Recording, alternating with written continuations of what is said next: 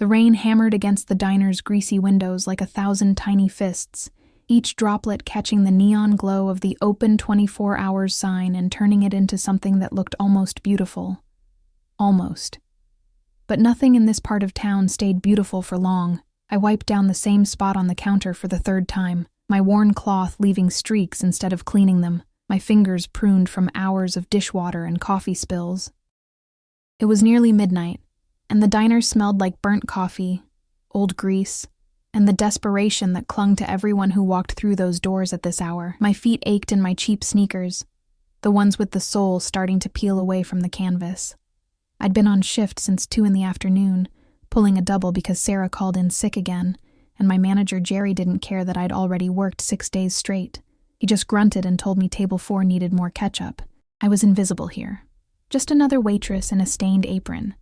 Another tired face serving eggs and bacon to truckers and insomniacs, who never really looked at me. They looked through me, past me, around me. I was 23 years old, and I felt ancient. My dreams of art school and a different life buried under student debt I'd never be able to pay and rent, that came due every month like clockwork. The bell above the door chimed, letting in a gust of wet wind that made me shiver. I didn't look up immediately. I'd learned not to seem too eager, too desperate for tips. But something made the air in the diner change. It got heavier somehow, thicker, like the pressure before a thunderstorm. When I finally glanced toward the door, I saw him. He didn't belong here. That was my first thought. He wore a black coat that probably cost more than I made in 6 months, the fabric so fine it seemed to repel the rain rather than absorb it. Water beaded on his shoulders like diamonds. His shoes, polished leather that clicked against the cracked linoleum, reflected the fluorescent lights as he moved. But it wasn't his clothes that made my breath catch. It was the way he carried himself, like he owned not just the room, but the very air we breathed. 2 men flanked him, both built like brick walls, their eyes constantly scanning the diner's interior. One touched his ear, an earpiece, I realized, and murmured something too low to hear. The man in the middle didn't look at them. He didn't need to. They moved around him like satellites orbiting a planet, and I understood in that moment that I was looking at someone dangerous. His face was all sharp angles and dark eyes that seemed to catch and hold the light in a way that made my stomach twist. Not old, maybe late 30s, with the kind of presence that made everyone in the diner suddenly find their coffee cups fascinating. Even Jerry, who never shut up, went quiet behind the grill. I should have looked away. Should have focused on wiping down my section, on refilling the sugar dispensers, on anything but him, but I couldn't. And then those dark eyes found mine across the diner, and I felt pinned, like a butterfly under glass. He moved toward the counter, toward me, and I could smell him as he got closer. Expensive cologne, something with notes of cedar and smoke, mixing with the rain on his coat. It didn't belong with the smell of burnt coffee and old grease. Nothing about him belonged here. Coffee, he said, his voice low and rough, with an accent that rolled the vowels in a way that made the simple word sound like a command. Italian, I thought. Black. My hands shook as I reached for the pot, and I hated myself for it. I'd served hundreds of customers, thousands maybe. But none of them had made my pulse race like this, made me feel like I was standing too close to a fire. I poured the coffee, trying not to slosh it over the rim of the cup. He didn't sit. Just stood there, one hand in his pocket, watching me with an intensity that made my skin prickle. His men positioned themselves near the windows, their backs to us but their attention everywhere. "Rough night?" he asked, and I nearly dropped the coffee pot. "They're all rough," I said before I could stop myself, then bit my lip. Don't talk back. Don't be memorable. But when I risked a glance at his face, I thought I saw the corner of his mouth twitch. "You work too much," he observed, his eyes traveling over my stained apron, my tired face. It wasn't a question. "Bills don't pay themselves." He pulled out his wallet, sleek black leather, the kind that probably had a designer name I couldn't pronounce, and placed a $100 bill on the counter for a $3 cup of coffee. "I don't have change for that," I said, even though my fingers itched to take it. $100 would mean I could actually buy groceries this week instead of surviving on diner leftovers and ramen. "Keep it." I can't. You can. His tone left no room for argument, and something in his eyes made me understand that refusing would be more dangerous than accepting. So I took the bill with trembling fingers and shoved it in my apron pocket, my face burning. He took a sip of the coffee, and I waited for him to grimace at how terrible it was, but he just nodded slightly. One of his men murmured something, touching his earpiece again, and the dangerous man's expression hardened in a way that made my blood run cold. Problem? I asked without thinking, and immediately wanted to take it back. Don't ask questions. Don't get involved. But he looked at me again, really looked at me, like he was seeing something he hadn't noticed before. Always, he said softly, then set the cup down. He turned to leave, his men moving with him like a well-choreographed dance. They were almost at the door when I heard it. A small, pathetic sound that didn't belong to the rumble of thunder or the drum of rain, a whimper. A child's whimper. I moved without thinking, slipping out from behind the counter and peering through the streaked window. The rain was coming down in sheets now, turning the parking lot into a small lake, and there, huddled beside a black SUV with tinted windows, was a little girl. She couldn't have been more than 5 or 6 years old, wearing a soaked pink dress that clung to her tiny frame. Her dark hair was plastered to her head, and she was shaking so violently I could see it even from inside. Her lips looked blue in the neon light, and her eyes, wide and terrified, stared at nothing. "Oh my God!" I breathed. The dangerous man and his guards were already outside, not seeing her, moving toward a different vehicle, a black Mercedes with windows so dark they looked like obsidian. They were leaving, and that little girl was going to freeze to death in the rain. My body moved before my brain could catch up. I grabbed my phone from my apron pocket, my hands shaking as I fumbled with it. The expensive car, the guards, the way everyone in the diner had gone quiet. This man was someone important, someone powerful, and that little girl was beside his SUV. I ran to the door, shoving it open and letting the rain hit me like a slap. "Wait!" I screamed, but my voice was lost in the thunder and the downpour. The Mercedes was already pulling away, its taillights bleeding red into the darkness. The little girl's eyes found mine, and I saw her lips moving, trying to form words that wouldn't come. She was in shock, I realized with growing horror, severe shock, and she was alone. I ran back inside, water streaming from my hair and clothes, my sneakers squelching on the floor. Jerry was yelling something at me about tracking water everywhere, but I ignored him. I grabbed the diner's phone, the landline that still worked when cell service got spotty, and my hands were shaking so badly I could barely hold it. There was a business card on the counter, black and expensive looking with gold lettering. The dangerous man must have left it when he paid. There was no name, just a phone number with an Italian country code and a symbol, a lion with a crown. I didn't think. Didn't pause to consider what I was doing, or what it might mean. I just dialed the number with trembling fingers, listening to it ring once, twice, 3 times. My heart was hammering so hard I thought it might break through my ribs. "See?" A male voice, sharp and suspicious. "There's a little girl," I said, my voice breaking. "Outside the diner. Your diner, the one you just left. She's shivering in the rain and she can't speak, and I think she's in shock and I don't know what to do." The line went dead silent for 3 long heartbeats. Then, "Don't move. Don't touch her. We're coming back." The call ended with a click that sounded like a gunshot in my ear.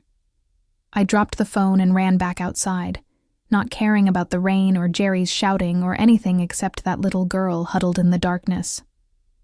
I crouched beside her, not touching. He'd said don't touch, but close enough to shield her from the worst of the wind. "It's okay," I whispered, even though I had no idea if it was. "Help is coming. You're going to be okay." Her eyes locked onto mine, dark and empty, and so scared. And I knew, in that moment, that I'd just made the biggest mistake of my life, or maybe the biggest decision. The rain hammered down harder, turning the night into a watercolor painting of darkness and neon. And somewhere in the distance, I heard the scream of tires on wet pavement, getting closer. The Mercedes materialized out of the rain, like something from a nightmare, its headlights cutting through the downpour with an intensity that made me squint. It wasn't alone. 2 more black SUVs flanked it, moving in perfect formation, their tires spraying water as they screeched into the parking lot. The diner's neon signs reflected off their dark windows, turning them into moving mirrors of red and blue light. I stayed crouched beside the little girl, my body instinctively curving around her even though I wasn't touching her. The rain had soaked through my uniform completely now, the thin fabric clinging to my skin, and I could feel the cold seeping into my bones. But the child was colder, so much colder. Her shivering had become weaker, more sporadic, and that terrified me more than the violent trembling. Car doors opened before the vehicles had fully stopped. The dangerous man emerged from the Mercedes like a force of nature, his coat billowing behind him. And I saw something in his face that I hadn't seen in the diner, raw, unfiltered fear. It transformed him, made him look more human, and somehow more terrifying all at once. "Julia!" The word ripped from his throat, and suddenly he was running, actually running, his polished shoes splashing through puddles as his men scrambled to keep up. He dropped to his knees in the water beside us with no regard for his expensive clothes and his hands, large, scarred hands that I instinctively knew had done terrible things, reached for the little girl with a gentleness that made my chest ache. "Piccola mia, oh God, piccola mia," he murmured, lifting her into his arms. She made a small sound, barely human, and her tiny hands clutched at his coat with what little strength she had left. "How long has she been out here? How long?" His eyes found mine, and the intensity in them made me flinch. Up close, I could see they were almost black, with flecks of gold that caught the light like embers in a dying fire. There was murder in those eyes, and desperation, and something else I couldn't name. "I don't know," I gasped, my teeth starting to chatter. "I just saw her when you were leaving. She was just sitting there, and she won't talk, and I didn't know what else to do. You called me." He said it like he couldn't quite believe it, even as he was pulling off his coat and wrapping it around the child. It swallowed her completely, and I could see her face disappearing into the expensive fabric. "You called me instead of the police." It wasn't a question, but I nodded anyway. "The card. You left a card, and I thought maybe she was yours, or someone you knew, and she's mine." The words were flat, final, and filled with so much pain that I felt it like a physical blow. "She's my daughter." One of his men, the larger one, with a scar running down his cheek, appeared at his side with a silver thermal blanket.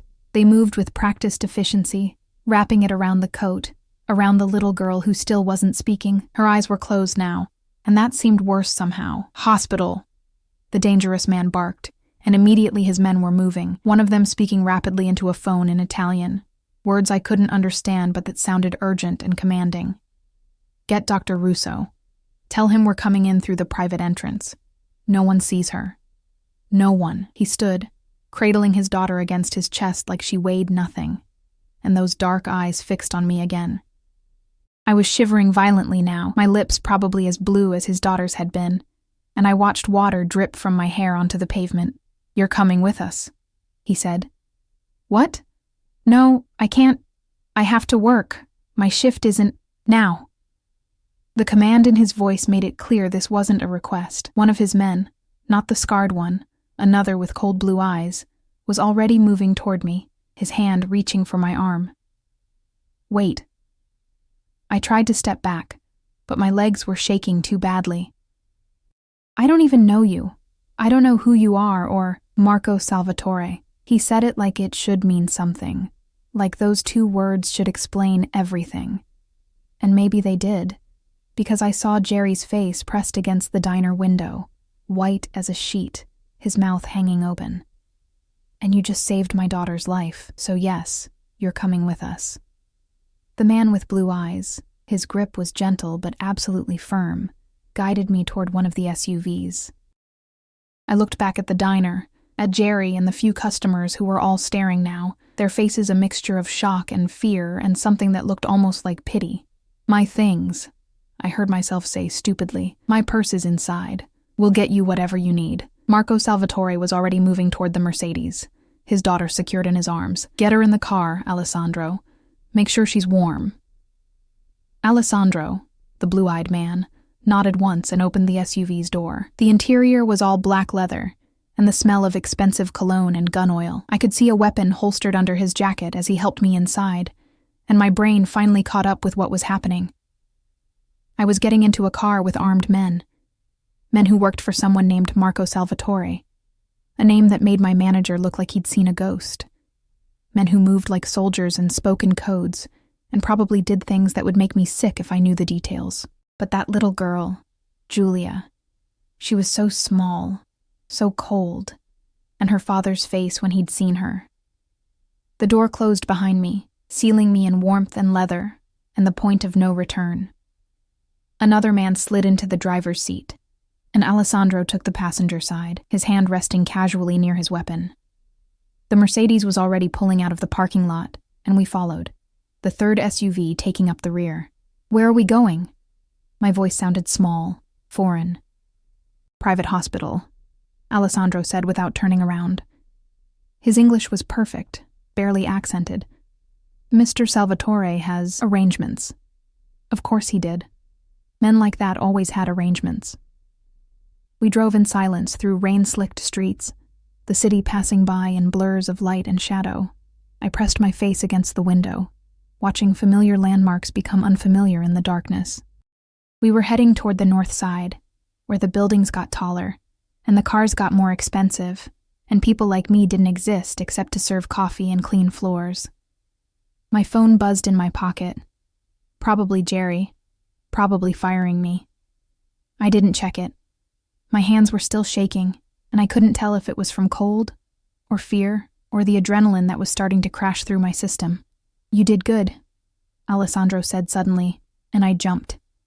He was watching me in the rearview mirror, his cold eyes slightly less cold, calling him. Not many people would have thought of that. "I didn't think," I admitted. "I just reacted." "Sometimes that's better." He paused, then added, "He won't forget this. Mr. Salvatore doesn't forget debts." That sounded like it should be reassuring, but somehow it wasn't. It sounded like a promise and a threat wrapped together, impossible to separate. The hospital appeared out of the rain like a fortress, all glass and steel and security cameras that probably cost more than my yearly salary. But we didn't go to the main entrance. Instead, we circled around to a side gate where armed guards in suits waved us through without hesitation. They knew this car. They knew these men. This was routine. We descended into an underground parking garage that was cleaner than most people's homes, our tires barely whispering against the polished concrete. The Mercedes was already parked, its doors open, and I could see Marco Salvatore striding toward an elevator with his daughter still in his arms. A man in a white coat, Dr. Russo, I assumed, was waiting with a gurney and a team of nurses. Alessandro opened my door. "Come on, he'll want you there." "Why?" The question burst out of me. "I'm nobody. I'm just a waitress who made a phone call." He looked at me for a long moment, something almost like sympathy crossing his face. "You're the person who saved his daughter's life. That makes you everything." I didn't understand what he meant until we got inside. The elevator opened directly into a private medical suite that looked more like a luxury hotel than a hospital. Cream-colored walls, expensive art, floor so polished I could see my reflection. A drowned rat in a stained uniform, completely out of place. Nurses moved with quiet efficiency, their shoes making no sound. And I could hear Marco's voice through an open doorway, speaking rapid Italian that sounded like orders and prayers mixed together. Alessandro guided me to a small waiting room where a fire crackled in an actual fireplace. A woman appeared almost immediately, older, kind-faced, wearing a designer suit, and draped a blanket around my shoulders. "You're freezing, povera ragazza," she said, her accent thick and warm. "Come, sit by the fire. I'll get you something hot to drink." I sat because my legs wouldn't hold me anymore. The warmth from the fire was painful against my frozen skin, making me gasp. The woman returned with tea in a delicate china cup, and I wrapped my hands around it, feeling life slowly creep back into my fingers. Through the open doorway, I could see Marco standing beside the gurney where they'd laid Julia. His hand was on her small one, his head bowed, and even from here I could see his shoulders shaking. Dr. Russo was talking to him quietly, gesturing, explaining things I couldn't hear. Nurses moved around them like a ballet, hooking up IVs, checking vitals, wrapping the little girl in heated blankets. "She'll be all right," the kind woman said, following my gaze. "Thanks to you. Dio ti benedica. God bless you." "I just made a phone call," I whispered. "You made the right phone call," she patted my shoulder. "That takes courage. Or foolishness. Sometimes they're the same thing." I didn't know what to say to that, so I just sipped my tea and watched the fire, and tried not to think about what I'd gotten myself into. Tried not to think about the guns under jackets and the private hospitals, and the way everyone moved around Marco Salvatore like he was royalty and danger combined. Tried not to think about those dark eyes finding mine across a cheap diner, or the way my name would sound in that accented voice, because I had a feeling I was about to find out. The door to Giulia's room closed, and Marco Salvatore emerged. His shirt was soaked, his hair disheveled, and there was something wild in his eyes that made my breath catch. He looked around the waiting room until he found me, and then he was crossing the space in 3 long strides. I stood up automatically, the blanket falling from my shoulders, my body responding to the command in his presence even though he hadn't said a word. He stopped inches from me, close enough that I could smell the rain still clinging to him, could see the gold flecks in his dark eyes catching the firelight. Close enough that I had to tilt my head back to meet his gaze. "What's your name?" His voice was rough, scraped raw. "Emma," I breathed.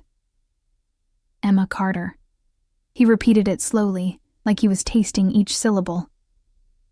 "Emma." Then his hand came up. I flinched, I couldn't help it, but he just placed it on my shoulder.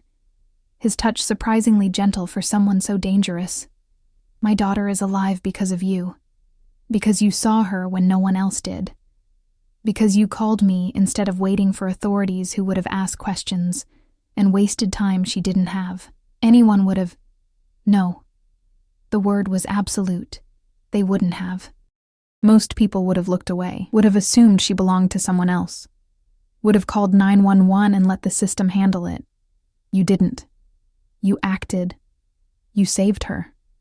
His hand moved from my shoulder to my face, his thumb brushing my cheek, and I realized I was crying. I hadn't even noticed.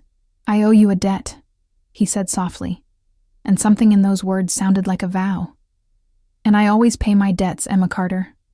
Always." I should have been afraid, should have pulled away from his touch, from the intensity in his eyes, from the promise in his words that sounded like it came with chains attached. But all I could think about was that little girl's blue lips, and the way this dangerous man had fallen to his knees in the rain for his daughter, and I wondered what kind of prison I'd just walked into. 3 days. That's how long I stayed in Marco Salvatore's world before I understood that leaving might not be an option. The first night, they gave me a room in what I learned was Marco's penthouse, a sprawling apartment that occupied the entire top floor of a building in the most expensive part of the city. Floor-to-ceiling windows overlooked the glittering skyline, and the furniture probably cost more than I'd earn in my entire lifetime. The bedroom they put me in was bigger than my whole apartment, with a bed so soft I sank into it like a cloud, and a bathroom with heated marble floors. "Just for tonight," Alessandro had said, his tone making it clear this wasn't a request. "Until we're sure Giulia is stable. Mr. Salvatore wants you close." I should have argued. Should have insisted on going home, but I was exhausted, still shivering despite the warm clothes they'd given me, expensive cashmere that felt like sin against my skin, and some part of me wanted to know that the little girl was okay. Just one night, I told myself. Then I'd go back to my life. Except the next morning, I woke to find new clothes laid out on the chair beside my bed. Not just any clothes. Designer labels I'd only seen in magazine spreads. Perfectly sized to fit me. A note in sharp, masculine handwriting. "Stay, please. MS." That please felt more dangerous than any demand. I found Giulia in a converted bedroom down the hall that had been transformed into a private recovery room. Medical equipment hummed softly, but they'd tried to make it less clinical. Stuffed animals on the windowsill, soft pink blankets, a mobile hanging above the bed that cast dancing shadows on the ceiling. She was awake, those dark eyes, so like her father's, tracking my movement as I entered. "Hi," I said softly, approaching slowly, like she was a wild animal that might spook. "I'm Emma. Do you remember me?" She didn't respond, just stared, her small hands clutching a worn stuffed rabbit that looked out of place among all the expensive things. Dr. Russo appeared in the doorway, his kind face creased with concern. "She hasn't spoken since we found her. Selective mutism, triggered by trauma. It's not uncommon in cases like this." "Cases like what?" I asked, but he just shook his head. "That's not my story to tell." Marco found me an hour later, standing at the window in Julia's room while a nurse checked her vitals. I'd been watching the city below, thinking about the diner and Jerry and my tiny apartment, and wondering how my life had turned into something unrecognizable in the space of a single night. "She likes you," he said quietly, and I turned to find him in the doorway. He looked different in daylight, still dangerous, still powerful, but tired. The kind of tired that lived in bones and couldn't be fixed with sleep. He wore dark slacks and a white shirt with the sleeves rolled up, revealing forearms marked with scars, and what looked like the edge of a tattoo. No jacket, no armor. Almost human. "She hasn't said anything," I pointed out. "But she watches you. That's more than she's done with anyone else since..." He trailed off, his jaw tightening. "Since her mother took her." The words hung in the air like gun smoke. "Took her?" I repeated carefully. He moved into the room, his steps silent despite his size, and stood beside Julia's bed. His hand found her small one, his thumb brushing over her knuckles with infinite gentleness. "Her mother. My ex-wife. She's an addict. Pills, cocaine, whatever she can get. I've tried everything. Rehab, therapy, threats, bribes. Nothing works. 3 months ago, I got full custody. A week ago, she broke into the house while I was at a meeting and took Julia."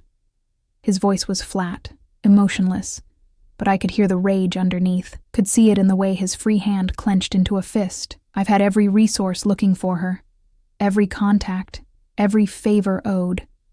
And then my ex abandoned her in that parking lot because she'd rather get high than care for her own daughter." He looked at me then, and the rawness in his eyes made my chest tighten. "If you hadn't been there, if you hadn't called, if you'd waited even 10 more minutes." "But I was there," I said softly. "And she's okay. She's going to be okay. Because of you." He stepped closer, and I could smell coffee and expensive cologne, and something underneath that was just him. "You saved her, Emma, and now I need to know how to repay that debt. You don't owe me anything. I just did what anyone would." "Stop saying that." His hand caught my chin, tilting my face up to meet his eyes. His touch was firm but not painful, commanding but not cruel. "Stop diminishing what you did. You saw my daughter when she was invisible to everyone else. You acted when others would have hesitated. You chose to call me instead of involving authorities that would have asked questions and wasted time and possibly exposed her to more danger." His thumb brushed along my jaw, and I felt that touch everywhere, like electricity racing through my veins. "You saved her life, Emma Carter. And in my world, that means something. It means everything. I should have stepped back, should have put distance between us, but I couldn't move, couldn't breathe, couldn't do anything but stare into those dark eyes that seemed to see straight through me. "I need to go home," I whispered. "I have a job, a life. The diner fired you." He said it casually, but I felt the words like a punch to the gut. "Your manager called this morning, said you abandoned your shift and they're not taking you back." The room tilted slightly. That job, terrible as it was, paid my rent, kept me fed. Without it, "I'll find something else," I said, but my voice shook. "I always do, or you could stay here." His other hand came up, framing my face between his palms, and suddenly the world narrowed to just him, just this moment, just the way his touch made my skin burn. "Stay with Julia. Help her recover. She responds to you in a way she doesn't with anyone else. I'm not qualified. I'm not a nurse or a therapist or... You're someone who cares, someone who saw a child in trouble and helped without thinking about what you'd get in return. That's more valuable than any qualification." His voice dropped lower, more intimate. "Stay, Emma. Let me take care of you while you help take care of her." Every instinct I had screamed that this was a trap, that accepting meant getting tangled in something I didn't understand, something dangerous and possibly deadly. That Marco Salvatore, whoever he really was, came with shadows and secrets, and a kind of darkness that would swallow me whole. But I thought about my empty apartment, and my overdue bills, and the way Julia's eyes had tracked my movements, like I was the only solid thing in her broken world. 1 week, I heard myself say. I'll stay for 1 week, help her adjust. Then I need to figure out my life. Something flickered in his eyes, triumph, relief, something darker I couldn't name. 1 week, he agreed. But the way he said it sounded like a lie. Like he had no intention of letting me leave. The days blurred together in a haze of luxury and captivity. Because that's what it was, I realized slowly. A beautiful, comfortable prison. Alessandro and the other guards, I learned their names. Luca, Dante, Marco, were always there. Not obviously, not threateningly, but present. Watching the doors, the windows, the elevator. No one came up without clearance. No one left without permission. I was safe, protected, cared for, trapped. I spent my mornings with Julia. We colored together, the little girl's hand moving slowly across paper while I talked about nothing, the weather, the birds outside the window, stories I made up about brave princesses and magical rabbits. She never responded verbally, but sometimes her lips would twitch in what might have been a smile, and once she placed her small hand on top of mine and left it there for 3 whole minutes. Progress, Dr. Russo said. Healing. Marco was there for every evening, no matter what meetings he'd had or how late he'd been out. He'd sit on the edge of Julia's bed and read to her in Italian, his voice soft and musical. And sometimes I'd find myself standing in the doorway just listening, not understanding the words, but feeling the love in them, the desperation and hope, and fierce protectiveness. On the 4th night, he found me on the balcony at midnight. I'd been unable to sleep, too aware of the city sprawling below, and the fact that I was 30 floors up with no way down except through guards who answered to a man I barely knew. Can't sleep? He appeared beside me like smoke, 2 glasses of wine in his hands. He offered me one, and I took it because refusing felt more dangerous than accepting. It's quiet, I said. Too quiet. I'm used to sirens and people shouting and the couple upstairs fighting at 2 a.m. He smiled slightly, leaning against the railing beside me. Close enough that I could feel the heat radiating from his body in the cool night air. You miss your old life. I miss knowing where I stand. I took a sip of wine.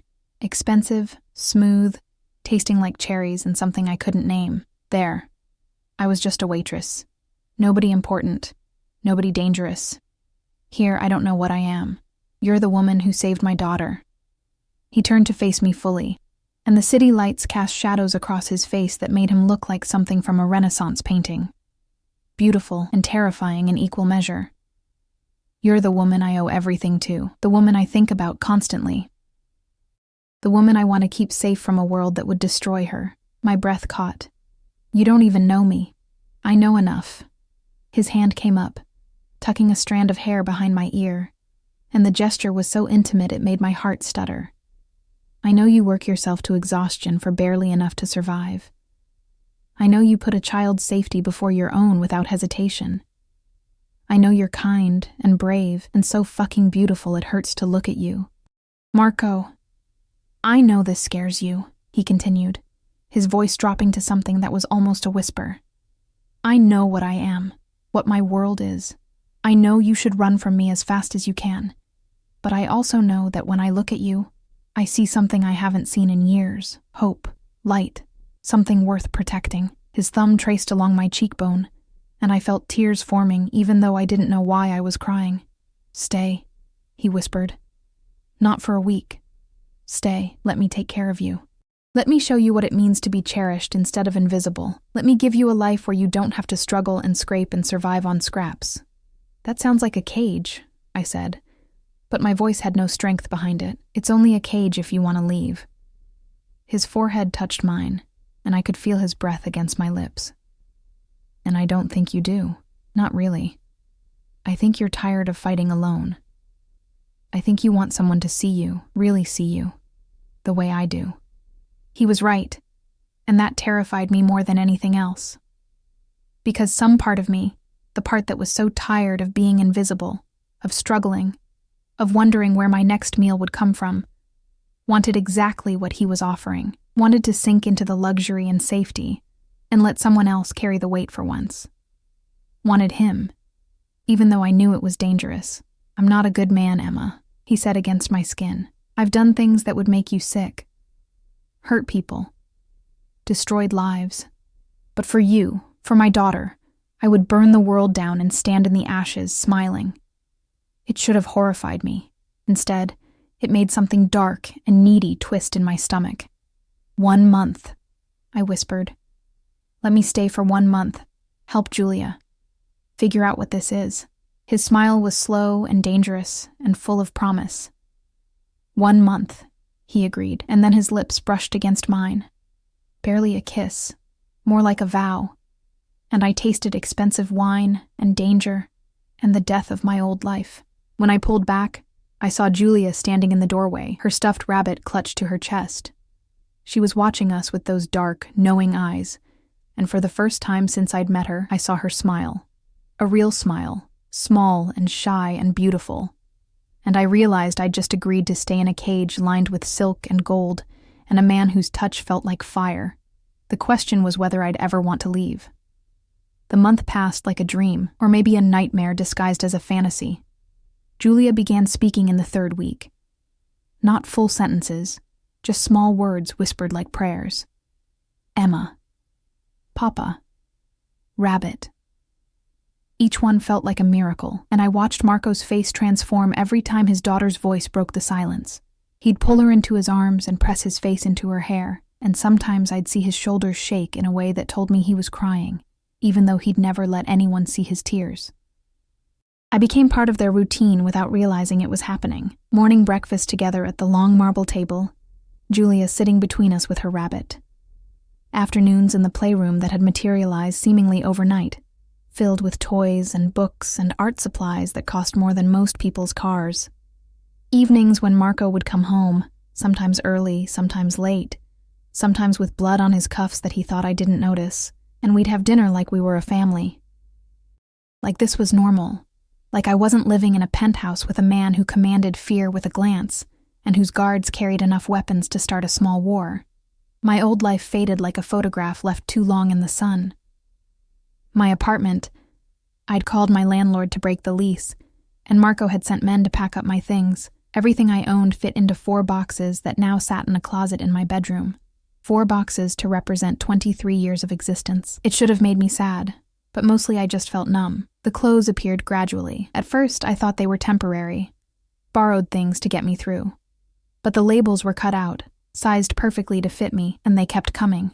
Dresses in silk and cashmere, jeans that probably cost more than my old monthly rent, lingerie that made me blush just looking at it. When I tried to protest, Marco just smiled that dangerous smile and said, "Let me dress you in things worthy of your beauty." It felt like being a doll, a cherished, expensive doll. Alessandro became my constant shadow. Wherever I went, even just to the building's gym or the rooftop garden, he was there. Professional, polite, but always watching. Once I tried to leave the building alone, just to walk to the coffee shop I'd seen on the corner. He'd materialized in front of the elevator like smoke, his hand gentle but firm on my arm. "Not without escort, Miss Carter. Mr. Salvatore's orders." "I'm not a prisoner," I'd said, but we both knew it was a lie. "No," Alessandro had agreed quietly. "You're something far more valuable. You're protected." The word tasted like chains, but it was the nights that truly trapped me. Marco had a way of finding me when the penthouse went quiet, on the balcony, in the library, once in the kitchen at 2 a.m. when I couldn't sleep. He'd appear with wine or coffee or nothing at all, and we'd talk. About everything and nothing. He told me about growing up in Sicily, about his father's legacy, about the weight of responsibility and the price of power. He never explicitly said what he did, but I wasn't stupid. The guards, the deference, the way people's faces went white when they heard his name. Marco Salvatore was a crime lord. Mafia. The kind of man my mother would have crossed the street to avoid. And yet, when he looked at me, I felt seen in a way I never had before.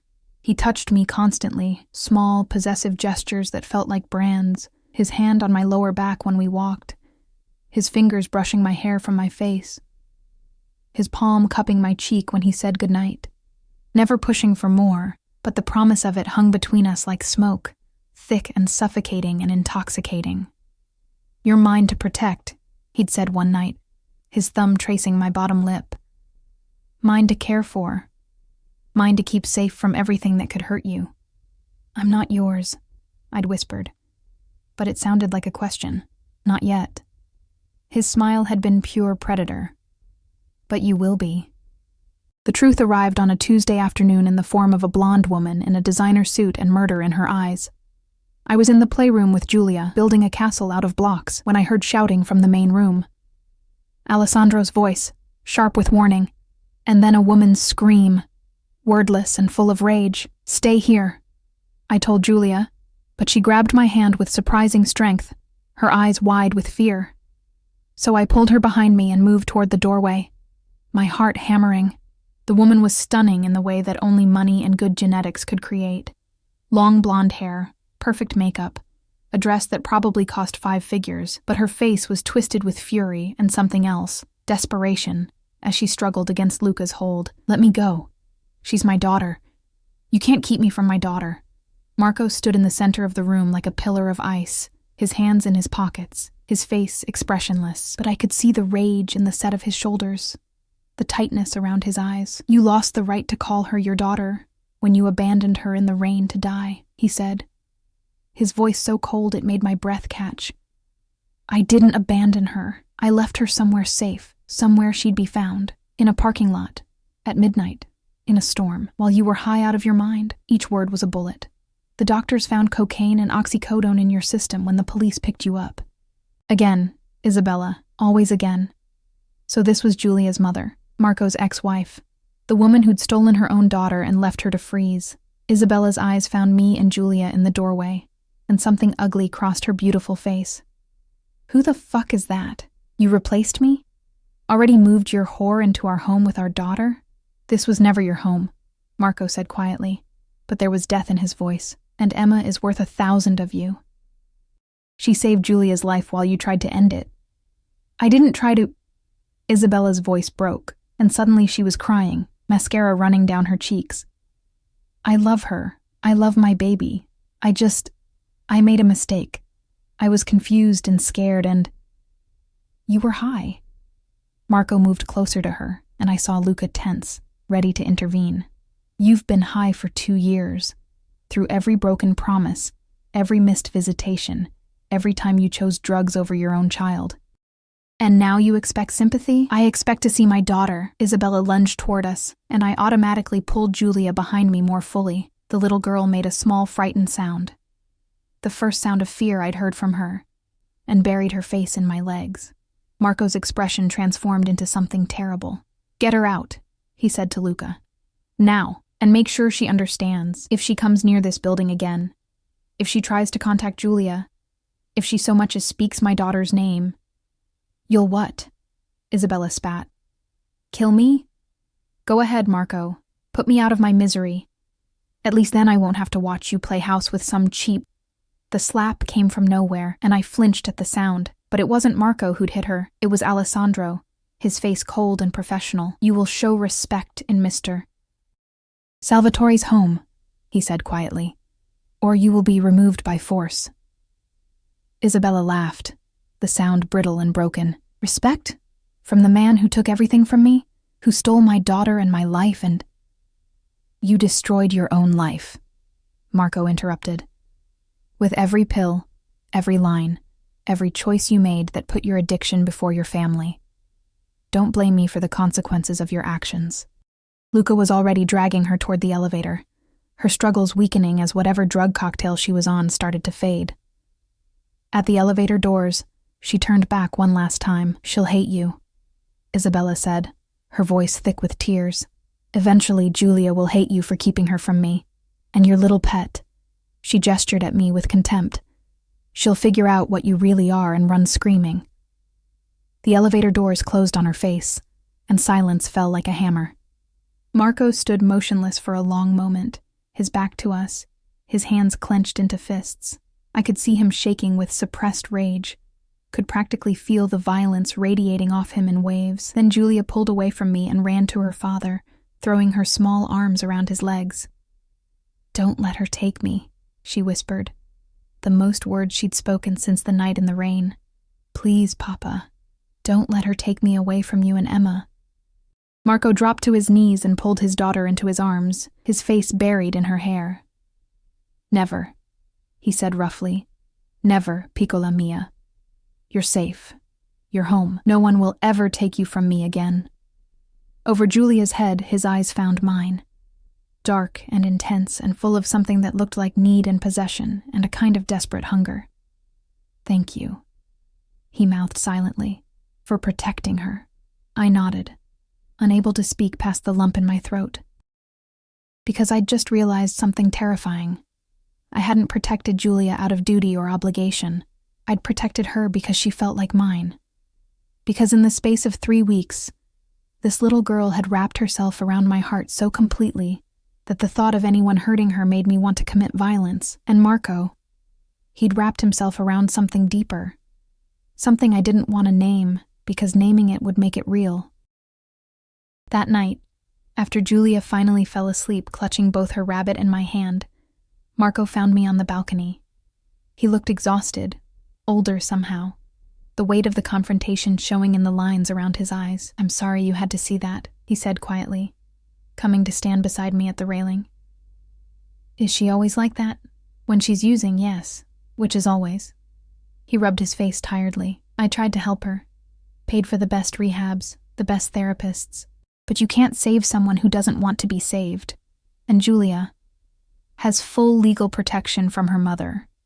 Isabella's parental rights were terminated after she kidnapped Julia. She's not allowed within 500 feet of her." His jaw tightened, though she clearly doesn't care about court orders. I thought about the fear in Julia's eyes, the way she'd clung to me for protection. She's terrified of her, with good reason. Isabella wasn't always violent, but toward the end, there were incidents.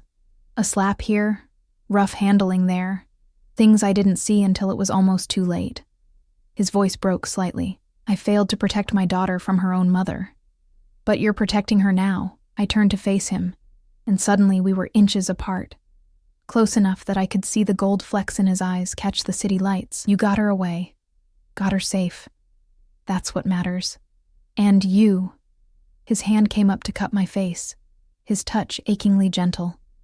"You protect her too. She feels safe with you, happy. She calls you by name, Emma. Do you understand what that means? You've become essential to her healing." "Marco, I need to know if you'll stay." The words came out urgent, almost desperate. "Not for a month, not as a temporary arrangement. Stay, be part of our lives. Help me raise her. Let me—" He stopped, seeming to struggle with words. "Let me give you everything you deserve, safety, comfort, a home, a family." "I'm not her mother," I whispered. "No.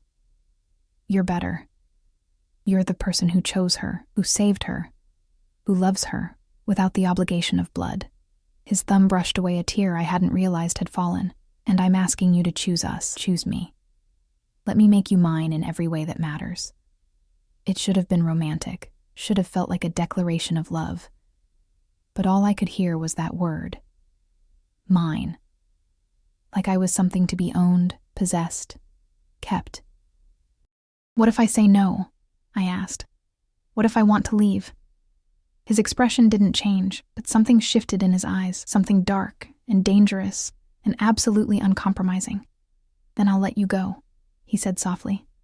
"But we both know you won't, because you love her too. And you—" His lips brushed my temple. "You feel this too, this pull between us, this need." He was right, and I hated him for it. Hated that he could see through me so clearly, could understand that I'd already fallen for his daughter, and was dangerously close to falling for him. "Say yes," he whispered against my skin.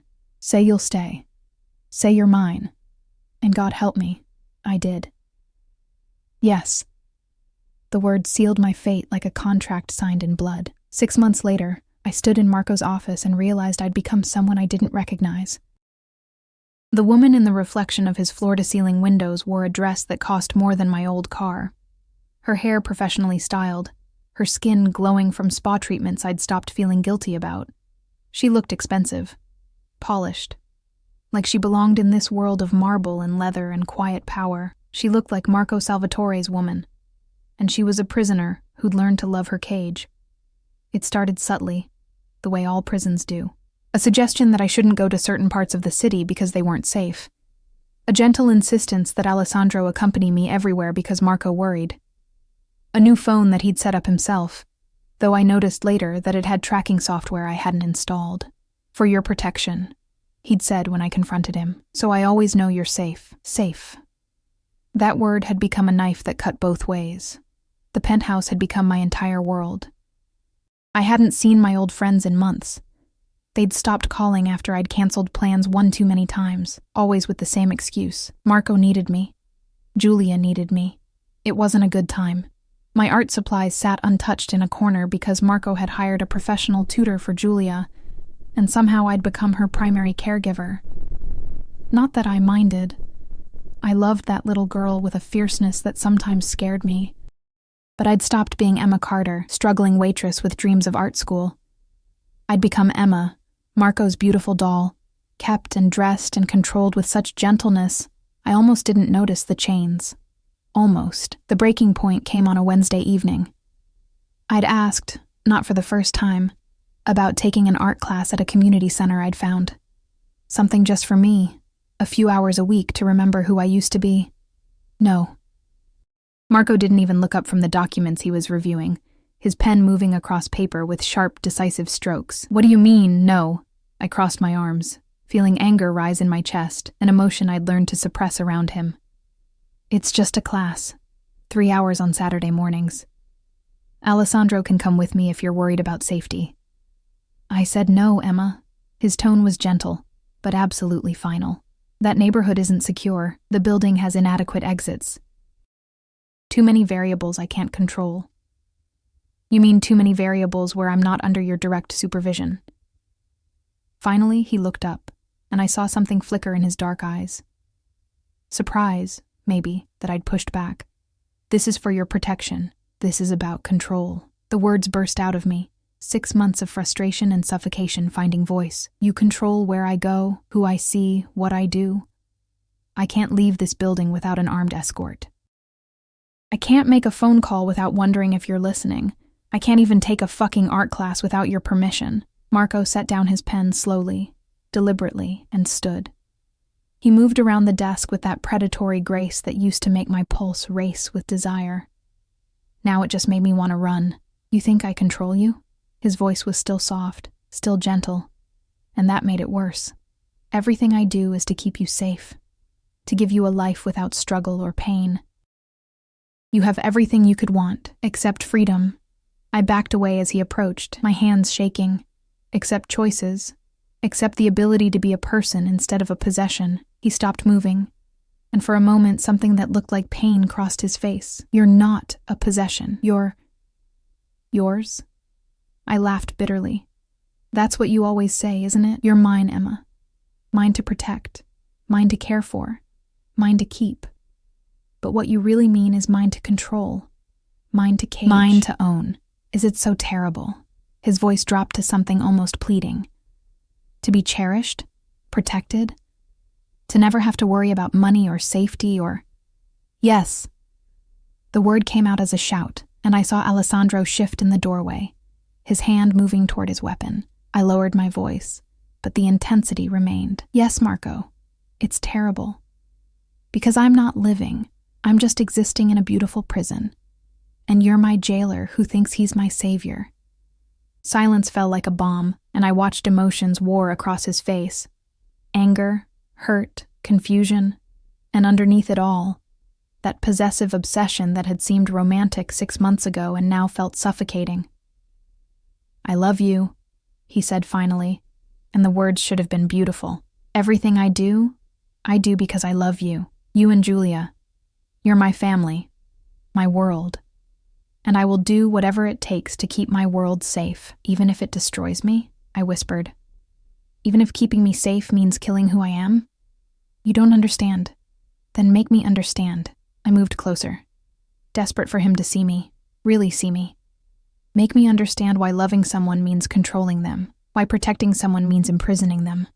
Because right now, all I understand is that I've traded one kind of poverty for another. I used to be poor in money. Now I'm poor in freedom, and I don't know which is worse. Marco reached for me, his hands framing my face with that achingly gentle touch that had become his weapon. When I found Julia that night, when I thought I'd lost her forever, I made a vow. Never again. Never would I fail to protect the people I love. Never would I let anything happen to them, because I wasn't vigilant enough, wasn't careful enough, wasn't controlling enough of the variables. I'm not Julia, I said softly. I'm not a child who needs constant supervision. I'm a woman who needs to breathe. You're the woman I love. His forehead touched mine, and I could feel him trembling. The woman who saved my daughter, the woman who made my house a home. The woman I can't lose. Don't you see, Emma? I can't lose you. The thought of something happening to you because I wasn't careful enough, it would destroy me. And there it was, the truth under all the control and possession. Not cruelty, but fear, terror even. The fear of a man who'd already lost too much and couldn't survive losing more. So you'll cage me instead? I pulled back to look into his eyes. You'll keep me so safe that I suffocate? That's not love, Marco. That's obsession. Then I'm obsessed. He said it without shame, without hesitation, completely, utterly obsessed with keeping you safe and by my side. And I won't apologize for that. I can't live like this. The words hurt coming out, like I was tearing out part of my soul. I can't be this person, this beautiful doll you keep on a shelf. I need more. I need freedom. I need to be myself, even if myself makes mistakes or takes risks or gets hurt. His hands tightened on my face. Gets taken. Gets killed. Because that's what happens in my world, Emma. People I care about become targets, weapons used against me. And you, God, you'd be the perfect weapon because you're the only thing besides Julia that could bring me to my knees. I saw tears in his eyes and it shocked me. Marco Salvatore, crime lord and terror of the city, crying because the thought of losing me broke something in him. Then let me go, I whispered. If loving me means destroying me, let me go. I can't. The words were anguished. I've tried. Every day I tell myself I should send you away, set you free, let you have the life you deserve. But then I see you with Julia, or you smile at me over breakfast, or I catch your scent in the hallway, and I know I'm too selfish, too broken, too fucking obsessed to let you go. We stood there, foreheads touching, both of us crying, both of us caught in a trap of our own making. And then I heard a small voice from the doorway. Don't leave. Julia stood there in her pajamas, her rabbit clutched to her chest, her dark eyes, so like her father's, swimming with tears. Please don't leave, Emma. Please. I need you. My heart shattered. I dropped to my knees and she ran to me, throwing her arms around my neck with desperate strength. I love you, she whispered into my hair. You're my mama. Not the scary lady who hurt me. You. You're my real mama. Please don't go away. Over her head, I met Marco's eyes. He looked utterly destroyed, his face pale, his hands clenched at his sides like he was physically restraining himself from grabbing us both and never letting go. And I realized that I had a choice to make. The choice that had been building for 6 months. I could leave. Demand my freedom. Walk away from the golden cage. Reclaim my life and my identity. Julia would be hurt. But she was young. She'd heal. She had her father and therapists and all the resources money could buy. Or I could stay. But not as a prisoner. Not as a possession. As a partner. Okay, I said softly. And I felt both Marco and Julia tense. Okay, I'll stay. But things change. Starting now. I stood, keeping Julia in my arms, and faced Marco with all the strength I had left. I stay. But I'm not your prisoner. I'm your partner. That means I get a say in my life, where I go, what I do, who I see. Alessandro can come with me if it makes you feel better. But I get to leave this building. I get to take that art class. I get to exist as a person, not just as Julia's caregiver and your beautiful doll. Marco started to speak, but I held up a hand. I'm not finished. You need therapy. Real therapy, with someone who specializes in trauma and control issues. Because this, I gestured between us, this isn't healthy love. It's obsession born from fear, and it will destroy us both if you don't deal with it. His jaw clenched, but he nodded slowly. And Julia needs to go to school. Not homeschooling, not private tutors, actual school with other children. She needs to learn how to exist in the world, how to be strong and independent. We can't protect her from everything, Marco. We can only teach her how to protect herself. The security risks, he started, can be managed. You're Marco fucking Salvatore. You can make anything safe if you want to badly enough. I moved closer, Julia still in my arms. But you have to want to. You have to want more for us than just survival in a beautiful cage. He stared at me for a long moment, and I watched him war with himself. The need to control versus the need to keep me happy. The fear of losing us versus the fear of destroying us. Finally, he moved. 3 long strides, and he was there, his arms wrapping around both me and Julia, holding us so tight I could barely breathe. Okay, he whispered into my hair. Okay, we do it your way. Therapy, school, freedom. Whatever you need. But you stay. Promise me you stay. I promise, I said, and felt the last of my resistance crumble. I promise I stay. I love you, you controlling, obsessive, impossible man. I love you and I'll stay, but we do this together. As partners, as equals. As family, Julia added, her small voice muffled against my shoulder. As family? Marco agreed, and I felt his tears on my neck. The changes came slowly, but they came. Marco started therapy the following week. Individual sessions with a specialist who worked with trauma and PTSD. It wasn't easy. There were setbacks and arguments, and nights when his need to control threatened to overwhelm everything else. But he tried. Every day, he tried. I took the art class.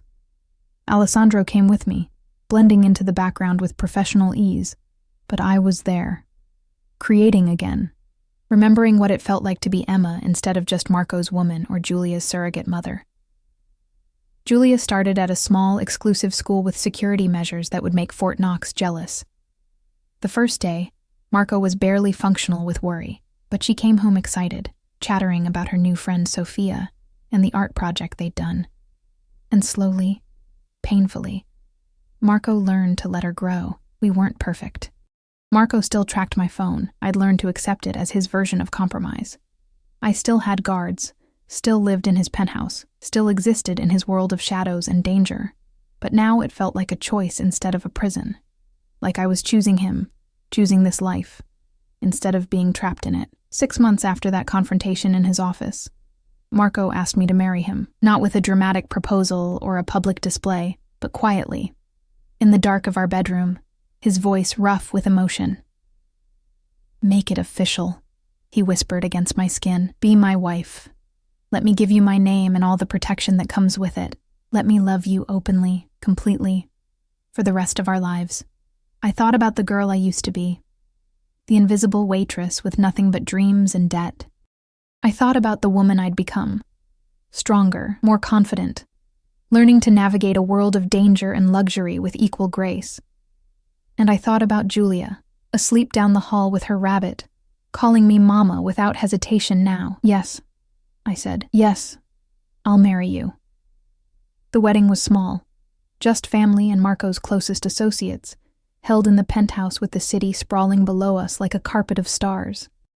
Julia was the flower girl, beaming in her white dress, and when Marco slid the ring onto my finger, a diamond so large it was almost obscene, I saw tears in his eyes. Mine, he whispered as he kissed me, and for once, the word didn't feel like a cage, it felt like a promise. 2 years later, I stood in the same spot on the balcony where Marco had first asked me to stay, but everything had changed. I was pregnant, 4 months along, barely showing but glowing according to everyone who saw me. My art was being shown in a small gallery downtown, paintings of light and shadow, and the beauty found in darkness. Julia was thriving in school, happy and confident, and surrounded by friends whose parents had no idea her father was one of the most dangerous men in the city. And Marco, he'd kept his promise. He still worried, still had moments where the need to control threatened to overwhelm him. But he'd learned to channel it differently, to protect without imprisoning, to love without suffocating. I felt his arms wrap around me from behind, his hands settling on my barely there bump with infinite gentleness. "What are you thinking about?" he asked, his accent curling around the words like smoke. "About that night," I said. "When I called you about Julia, when I made the biggest decision of my life without even knowing it, regrets." I turned in his arms to face him, this beautiful, dangerous, impossible man who'd stolen my freedom and given me a kingdom in return. "Not a single one," I said, and meant it. Because I'd learned that sometimes cages aren't made of bars, but of love and fear and the desperate need to protect what matters most. And sometimes, if you're brave enough to fight for your freedom within them, those cages can become homes. Marco kissed me as the city lights blazed below us, Julia's laughter echoing from inside where she was showing Alessandro her latest school project. And I thought about the girl I used to be, invisible and struggling and alone. She would have been terrified of this life. But the woman I'd become, Marco's wife, Julia's mother, artist and survivor and fighter, she'd found something better than freedom in its simplest form. She'd found freedom within love, found strength in partnership, found home in the most unexpected place, in the arms of a monster who'd learned to be a man. For her, for their daughter, for the family they'd built from ashes and rain, and a single phone call that changed everything. And as Marco's hand tightened on mine, his other hand protective over our unborn child, I smiled into the darkness and whispered the truth I'd learned through pain and love and transformation. I'm exactly where I'm supposed to be. The city glittered below us like scattered diamonds, full of possibility and danger and life, and for the first time since that rain-soaked night in a cheap diner, I felt like I could finally breathe, not because I'd escaped the cage, but because I'd learned that sometimes the cage becomes home when it's built by the right hands, and Marco's hands, scarred and dangerous and achingly gentle, had built me a home I'd never want to